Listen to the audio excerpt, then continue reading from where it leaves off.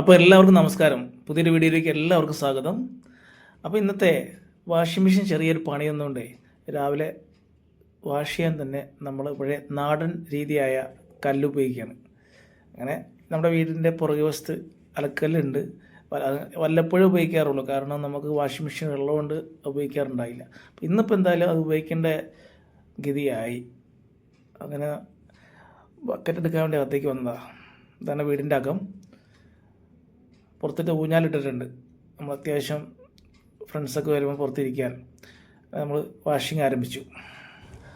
Last shutter കൂടി ഇതുകൂടി കഴിഞ്ഞാൽ ഒരാഴ്ചത്തെ അലക്ക് തീരാണ്. ഓക്കെ, വാഷിംഗ് മെഷീൻ പണി തന്നുകൊണ്ട് നമുക്കിങ്ങനെ നാടൻ രീതിയിൽ അലക്കാമെന്ന് നമ്മൾ കാണിച്ചു തരാണ്. കുട്ടിക്കാലത്തൊക്കെ നമ്മളിങ്ങനെ ഇറക്കിയിട്ടുണ്ട്, തോട്ടിലും പുഴയിലും അങ്ങനെ പോയിട്ടൊക്കെ അലക്കിക്കൊണ്ടിരുന്നുകൊണ്ട് മറന്നിട്ടില്ല. ഇപ്പോൾ വാഷിംഗ് മെഷീൻ കേടായതുകൊണ്ട് ആ കല്ല് നമ്മൾ വീണ്ടും കല്ലിലേക്ക് ഇടാം.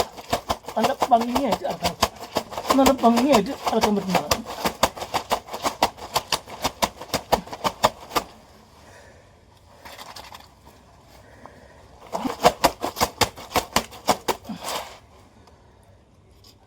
നമ്മൾ ഉജാല സോപ്പ് കൊണ്ടാണ് അലക്കാറ്.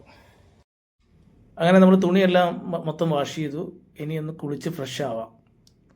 കാരണം ഇന്നിപ്പം വേറെ ട്രിപ്പൊന്നും ബുക്കിംഗ് വന്നിട്ടില്ല, അതുകൊണ്ട് ഓൺലൈനിൽ എല്ലാം കയറണം. അങ്ങനെ വേഗം കുളിച്ച് ഫ്രഷായി ചെറിയ രീതിയിലുള്ള മേക്കപ്പ് ആട്ടോ.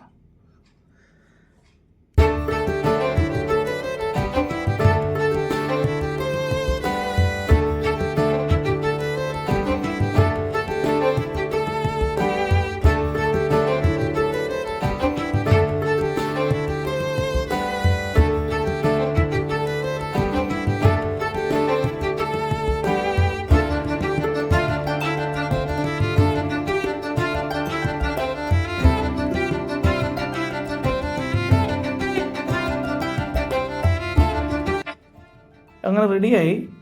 നമ്മൾ പിന്നെ അടുത്തതായി ഇക്കാൻ്റെ കടയിൽ നിന്നൊരു ചായ പതിവുള്ള. രാവിലെ വന്നു കഴിഞ്ഞാൽ ഇവിടുന്ന് ഒരു ചായ കഴിക്കാതെ പോവില്ല. അപ്പോൾ പുള്ളി രാവിലത്തെ കട്ട്ലറ്റ് ഉണ്ടാക്കുന്ന തിരക്കിലായിരുന്നു. എന്തായാലും ചായയൊക്കെ എടുത്ത് തന്നു. ചായ കുടിച്ച് നമ്മൾ നേരെ ഊബർ ഓണാക്കി.